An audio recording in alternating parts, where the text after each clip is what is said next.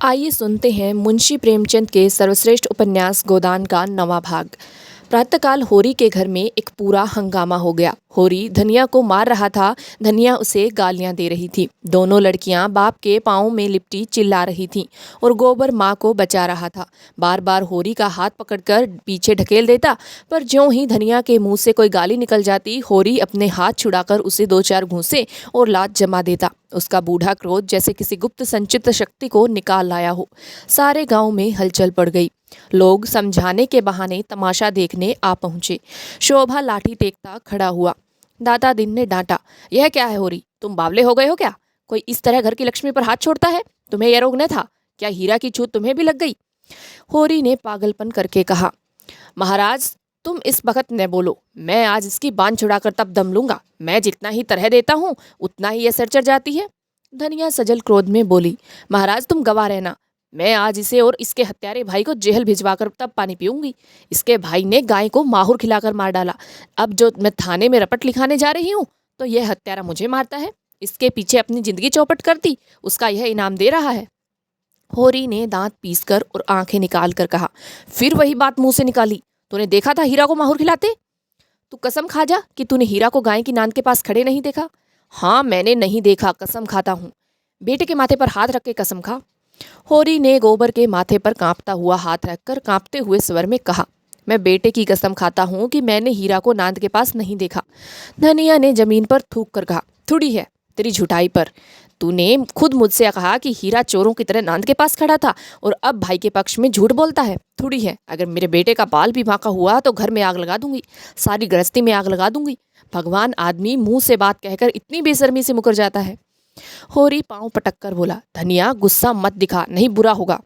मार तो रहा है और मार ले, जा तू अपने बाप का बेटा होगा तो आज मुझे मारकर तब पानी पिएगा। पापी ने मारते मारते मेरा बुरकस निकाल दिया, फिर भी इसका जी नहीं भरा। मुझे मारकर समझता है मैं बड़ा वीर हूँ, भाइयों के सामने भीगी बिल्ली बन जाता है, पापी कहीं का हत्यारा। फिर वह बैन कहकर रोने लगी। इस घर में आकर उसने क्या नहीं झेला, किस किस तरह के पेट तंग नहीं काटा, किस तरह एक लत्ते पानी को तरसी, किस तरह एक एक पैसा प्राणों की तरह सींचा, किस तरह घर भर को खिलाकर आप पानी पीकर सो रही, और आज उन सारे बलिदानों का यह पुरस्कार। भगवान बैठे यह अन्याय देख रहे हैं और उसकी रक्षा को नहीं दौड़ते। गज की और द्रौपदी की रक्षा करने बैकुंठ से दौड़े थे, आज क्यों नींद में सोए हुए हैं? जनमत धीरे धीरे धनिया की ओर आने लगा। इसमें अब किसी को संदेह नहीं रहा कि हीरा ने ही गाय को जहर दिया। होरी ने बिल्कुल झूठी कसम खाई है, इसका भी लोगों को विश्वास हो गया। गोबर को भी बाप की इस झूठी कसम और उसके फलस्वरूप आने वाली विपत्ति की शंका ने होरी के विरुद्ध कर दिया। उस पर जो दाता दिन ने डांट बताई तो होरी परास्त हो गया, चुपके से बाहर चला गया। सत्य ने विजय पाई। दाता दिन ने शोभा से पूछा, तुम कुछ जानते हो शोभा, क्या बात हुई? शोभा जमीन पर लेटा हुआ बोला, मैं तो महाराज 8 दिन से बाहर नहीं निकला। होरी दादा कभी कभी जाकर कुछ दे आते हैं, उसी में काम चल जाता है। रात भी वह मेरे पास गए थे, किसने क्या किया मैं कुछ नहीं जानता। हाँ, कल सांझ को हीरा मेरे घर खुरपी मांगने गया था, कहता था एक जड़ी खोदना है। फिर तब से मेरी उससे भेंट नहीं हुई। धनिया इतनी शह पाकर बोली, पंडित दादा वह उसी का काम है। शोभा के घर से खुरपी मांग कर लाया और कोई जड़ी खोदकर गाय को खिला दी। उस रात को जो झगड़ा हुआ उसी दिन से वह खार खाए बैठा था। दाता दिन बोले, यह बात साबित हो गई तो उसे हत्या लगेगी। पुलिस कुछ करे या न करे, धर्म तो बिना दंड दिए न रहेगा। चली तो जा रुपया, हीरा को बुला ला, कहना पंडित दादा बुला रहे हैं। अगर उसने हत्या नहीं की है तो गंगा जली उठा ले और चोरे पर चढ़कर कसम खाए। धनिया बोली, महाराज उसके कसम का भरोसा नहीं, चटपट खा लेगा। जब इसने झूठी कसम खा ली जो बड़ा धर्मात्मा बनता है, तो हीरा का क्या विश्वास। अब गोबर बोला, खा ले झूठी कसम, वंश का अंत हो जाए, बूढ़े जीते रहे, जवान जीकर क्या करेंगे। रूपा एक क्षण में आकर बोली, काका घर में नहीं है, पंडित दादा काकी कहती हैं कहीं चले गए हैं। दाता दिन ने लंबी दाढ़ी फटकार कर कहा, तूने पूछा नहीं कहाँ चले गए क्या? घर में छिपा बैठा न हो, देख तो सोना, भीतर तो नहीं बैठा है। धनिया ने टोका, उसे मत भेजो दादा, हीरा के सिर हत्या सवार है, न जाने क्या कर बैठे। दाता दिन ने खुद लकड़ी संभाली और खबर लाए कि हीरा सचमुच कहीं चला गया है। पुनिया कहती है लुटिया डोर और डंडा सब लेकर गए हैं। पुनिया ने पूछा भी कहाँ जाते हो, पर बताया नहीं। उसने 5 रुपए आले में रखे थे, रुपए वहाँ नहीं है, 60 रुपए भी लेता गया। धनिया शीतल हृदय से बोली, मुंह में कालिख लगाकर कहीं भागा होगा। शोभा बोला, भाग के कहाँ जाएगा, गंगा नहाने न चला गया हो। धनिया ने शंका की, गंगा जाता तो रुपए क्यों ले जाता, और आजकल कोई परब भी तो नहीं है। इस शंका का कोई समाधान न मिला। धारणा दृढ़ हो गई, आज होरी के घर भोजन नहीं पका, न किसी ने बैलों को सानी पानी दिया। सारे गांव में सनसनी फैली हुई थी। दो दो चार चार आदमी जगह जगह जमा होकर इसी विषय की आलोचना कर रहे थे। हीरा अवश्य कहीं भाग गया, देखा होगा कि भेद खुल गया, अब जेल जाना पड़ेगा, हत्या अलग लगेगी, बस कहीं भाग गया। पुनिया अलग रो रही थी, कुछ कहा न सुना, न जाने कहाँ चल दिए। जो कुछ कसर रह गई थी वह संध्या समय हल्के के थानेदार ने आकर पूरी कर दी। गांव के चौकीदार ने इस घटना की रपट की जैसा उसका कर्तव्य था, और थानेदार साहब भला अपने कर्तव्य से कब चूकने वाले थे। अब गांव वालों को भी उनकी सेवा सत्कार करने, अपने कर्तव्य का पालन करना चाहिए। दाता दिन, झिंगुरी सिंह, नौखेराम, उनके चारों प्यादे, मंगरू शाह और लाला पटेश्वरी सभी आ पहुंचे और दारोगा जी के सामने हाथ बांधकर खड़े हो गई। होरी की तलबी हुई। जीवन में यह पहला अवसर था कि वह दारोगा के सामने आया। ऐसा डर रहा था जैसे फांसी हो जाएगी। धनिया को पिटते समय उसका एक एक अंग फड़क रहा था। दारोगा के सामने कछुए की भांति भीतर सिमटा जाता था। दारोगा ने उसे आलोचक नेत्रों से देखा और उसके हृदय तक पहुंच गए। आदमियों की नस पहचानने का उन्हें अच्छा अभ्यास था। किताबी मनोविज्ञान में कोरे पर व्यवहारिक मनोविज्ञान के मर्मज्ञ थे। यकीन हो गया आज अच्छे का मुंह देखकर उठे हैं, और होरी का चेहरा कह देता था इसे केवल एक घुड़की काफी है। दरोगा ने पूछा, तुझे किस पर शुबा है? होरी ने जमीन छुई और हाथ बांध कर बोला, मेरा सुबह किसी पर नहीं है सरकार, गाय अपनी मौत से मरी है, बुढ़ी हो गई थी। धनिया भी आकर पीछे खड़ी थी, तुरंत बोली, गाय मारी है तुम्हारे भाई हीरा ने सरकार, ऐसे बोड़म नहीं है कि जो कुछ तुम कह दोगे वह मान लेंगे, यहाँ जांच तहकीकात करने आए हैं। दारोगा जी ने पूछा, यह कौन औरत है? कई आदमियों ने दारोगा जी से कुछ बातचीत करने का सौभाग्य प्राप्त करने के लिए चढ़ा ऊपरी की। एक साथ बोले और अपने मन को इस कल्पना से संतोष दिया कि पहले मैं बोला, होरी की घरवाली है सरकार। तो इसे बुलाओ, मैं पहले इसी का बयान लिखूंगा। वह कहाँ है हीरा? विशिष्ट जनों ने एक स्वर से कहा, वह तो आज सवेरे से कहीं चला गया है सरकार। मैं उसके घर की तलाशी लूंगा। तलाशी? होरी की सांस तले ऊपर होने लगी। उसके भाई हीरा के घर की तलाशी होगी और हीरा घर में नहीं है, और फिर होरी के जीते जी उसके देखते यह तलाशी न होने पाएगी, और धनिया से अब उसका कोई संबंध नहीं, जहाँ चाहे जाए। जब वह इसकी इज्जत बिगाड़ने पर आ गई है तो उसके घर में कैसे रह सकती है? जब गली गली ठोकर खाएगी तब पता चलेगा। गांव के विशिष्ट जनों ने इस महान संकट को टालने के लिए कानाफूसी शुरू की। दाता दिन ने गंजा सिर हिलाकर कहा, यह सब कमाने के ढंग है, पूछो हीरा के घर में क्या रखा है। पटेश्वरी लाल बहुत लंबे थे, पर लंबे होकर भी बेवकूफ न थे। अपना लंबा काला मुंह और लंबा करके बोले, और यहाँ आया है किस लिए? और जब आया है बिना कुछ लिए दिए गया कब है? झिंगुरी सिंह ने होरी को बुलाकर कान में कहा, निकालो जो कुछ देना हो, यूं गला न छूटेगा। दारोगा जी ने अब जरा गरज कर कहा, मैं हीरा के घर की तलाशी लूंगा। होरी के मुख का रंग उड़ गया, जैसे देह का सारा रक्त सूख गया हो। तलाशी उसके घर हुई तो उसके भाई के घर हुई तो एक ही बात है। हीरा अलग सही, पर दुनिया तो जानती है वह उसका भाई है। मगर इस वक्त उसका कुछ बस नहीं। उसके पास रुपए होते तो इसी वक्त 50 रुपए लाकर दारोगा जी के चरणों पर रख देता और कहता, सरकार मेरी इज्जत अब आपके हाथ में है। मगर उसके पास तो जहर खाने को भी एक पैसा नहीं है। धनिया के पास चाहे 2-4 रुपए पड़े हों, पर वह चुड़ैल भला क्यों देने लगी? मृत्यु दंड पाए हुए आदमी की भांति सिर झुकाए अपने अपमान की वेदना का तीव्र अनुभव करता हुआ चुपचाप खड़ा रहा। दाता दिन ने होरी को सचेत किया, अब इस तरह खड़े रहने से काम न चलेगा होरी, रुपए की कोई जुगत करे। होरी दीन स्वर में बोला, अब मैं क्या अर्ज करूं महाराज, अभी तो पहले ही की गठरी सिर पर लदी है और किस मुंह से मांगूं, लेकिन इस संकट में उबार लो। जीता रहा तो कोड़ी कोड़ी चुका दूंगा, मैं मर भी जाऊं तो गोबर तो है ही। नेताओं में सलाह होने लगी, दारोगा जी को क्या भेंट किया जाए। दाता दिन ने 50 का प्रस्ताव किया। झिंगुरी सिंह के अनुमान में 100 से कम पर सौदा न होगा। नौखेराम भी 100 के पक्ष में थे और होरी के लिए 100 और 50 में कोई अंतर न था। इस तलाशी का संकट उसके सिर से टल जाए, पूजा चाहे कितनी ही चढ़ानी पड़े। मरे को मन भर लकड़ी से जलाओ या 10 मन से, उसे क्या चिंता। मगर पटेश्वरी से यह अन्याय न देखा गया। कोई डाका या कत्ल तो हुआ नहीं, केवल तलाशी हो रही है, इसके लिए 20 रुपए बहुत हैं। नेताओं ने धिक्कारा, तो फिर दारोगा जी से बातचीत करना, हम लोग नगिच न जाएंगे, कौन घुड़कियाँ खाए। होरी ने पटेश्वरी के पांव पर अपना सिर रख दिया, भैया मेरा उद्धार करो, जब तक जीऊंगा तुम्हारी ताबेदारी करूंगा। दारोगा जी ने फिर अपने विशाल वक्ष और विशालतर उदर की पूरी शक्ति से कहा, कहाँ है हीरा का घर, मैं उसके घर की तलाशी लूंगा।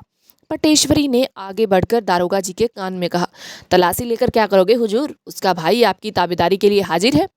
दोनों आदमी जरा अलग जाकर बातें करने लगे। कैसा आदमी है?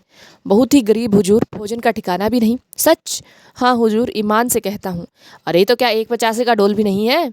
कहाँ की बात हुजूर, 10 मिल जाए तो 1000 समझिए, 50 तो 50 जन्म में भी मुमकिन नहीं, और वह भी कोई महाजन खड़ा हो जाए। दरोगा जी ने 1 मिनट तक विचार करके कहा, तो फिर उसे सताने से क्या फायदा? मैं ऐसों को नहीं सताता जो आप ही मर रहे हों। पटेश्वरी ने देखा निशाना और आगे जा पड़ा। बोले, नहीं हुजूर, ऐसा न कीजिए। नहीं फिर हम कहाँ जाएंगे? हमारे पास दूसरी और कौन सी खेती है? तुम इलाके के पटवारी हो जी, कैसी बातें करते हो? जब ऐसा ही कोई अवसर आ जाता है तो आपकी बदौलत हम भी कुछ पा जाते हैं। नहीं, पटवारी को कौन पूछता है? अच्छा जाओ, 30 रुपये दिलवा दो, 20 रुपये हमारे, 10 रुपये तुम्हारे। 4 मुखिया हैं, इसका ख्याल कीजिए। अच्छा, आधे आधे पर रखो, जल्दी करो, मुझे देर हो रही है। पटेश्वरी ने झिंगूरी से कहा। झिंगूरी ने होरी को इशारे से बुलाया, अपने घर ले गए, 30 रुपये गिनकर उसके हवाले किए और एहसान में दबाते हुए बोले, आज ही कागज लिखा लेना, तुम्हारा मुंह देखकर रुपया दे रहा हूँ, तुम्हारी भलमनसी पर। होरी ने रुपए लिए और अंगोछे के कोर में बांधे प्रसन्न मुख आकर दारोगा जी की ओर चला। सहसा धनिया झपट कर आगे आई और अंगोछी एक झटके के साथ उसके हाथ से छीन ली। गांठ पक्की न थी, झटका पाते ही खुल गई और सारे रुपए जमीन पर बिखर गए। नागिन की तरह फुकार कर बोली, ये रुपया कहाँ लिए जा रहा है बता? भला चाहता है तो सब रुपए लौटा दे, नहीं कहे देती हूँ घर के परानी रात दिन मरे और दाने दाने को तरसे, लत्ता भी पहनने को मैसर न हो और अंजुली भर रुपए लेकर चला है इज्जत बचाने। ऐसी बड़ी है तेरी इज्जत, जिसके घर में चूल्हे लोटे वह भी इज्जत वाला है। दारोगा तलाशी ही तो लेगा, ले ले जहाँ चाहे तलाशी। एक तो 100 रुपए की गाय भाई, ऊपर से पलेथन, वाह रे तेरी इज्जत। होरी खून का घूंट पीकर रह गया।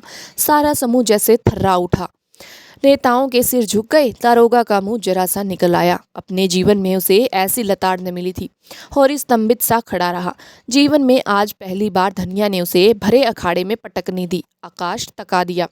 वह कैसे सिर उठाई, मगर दारोगा जी इतनी जल्दी हार मानने वाले न थे। खिसिया कर बोले, मुझे ऐसा मालूम होता है कि शैतान की खाला ने हीरा को फंसाने के लिए खुद गाय को जहर दे दिया। धनिया हाथ मटका कर बोली, हाँ दे दिया, अपनी गाय थी मार डाली, फिर किसी दूसरे का जानवर तो नहीं मारा। तुम्हारे तहकीकात में यही निकलता है तो यही लिखो। पहना दो मेरे हाथों में हथकड़ियाँ, देख लिया तुम्हारा न्याय और तुम्हारे अकल की तोड़। गरीबों का गला काटना दूसरी बात है, दूध का दूध और पानी का पानी करना दूसरी बात। होरी आंखों से अंगारे बरसाता धनिया की ओर लपका, पर गोबर सामने आकर खड़ा हो गया और उग्र भाव से बोला, अच्छा दादा, अब बहुत हुआ, पीछे हट जाओ, नहीं मैं कहे देता हूँ मेरा मुंह न दिखोगे। तुम्हारे ऊपर हाथ न उठाऊंगा, ऐसा कपूत नहीं हूँ, यही गले में फांसी लगा लूंगा। होरी पीछे हट गया और धनिया शेर होकर बोली, तू हट जा गोबर, देखो तो क्या करता है मेरा। दारोगा जी बैठे हैं, इसकी हिम्मत देखूं। घर में तलाशी होने से इसकी इज्जत जाती है, अपनी महरिया को सारे गांव के सामने लतियाने से इसकी इज्जत नहीं जाती। यही तो वीरों का धर्म है, बड़ा वीर है तो किसी मर्द से लड़, जिसकी बाह पकड़कर लाया उसे मारकर बहादुर न कहलाएगा। तू समझता होगा मैं इसे तेरी रोटी कपड़ा देता हूँ, आज से अपना घर संभाल। देख लो इसी गांव में तेरी छाती पर मूंग दल कर रहती हूँ कि नहीं, और उससे अच्छा खाऊं पहनूंगी, इच्छा हो देख ले। होरी परास्त हो गया। उसे ज्ञात हुआ स्त्री के सामने पुरुष कितना निर्बल, कितना निरुपाय है। नेताओं ने रुपए चुनकर उठा लिए थे और दारोगा जी को वहां से चलने का इशारा कर रहे थे। धनिया ने एक ठोकर और जमाई, जिसके रुपए हों ले जाकर उसे दे दो, हमें किसी से उधार नहीं लेना है, और जो देना है तो उसी से लेना। मैं दमड़ी भी न दूंगी, चाहे मुझे हकीम के इजलास तक ही चढ़ना पड़े।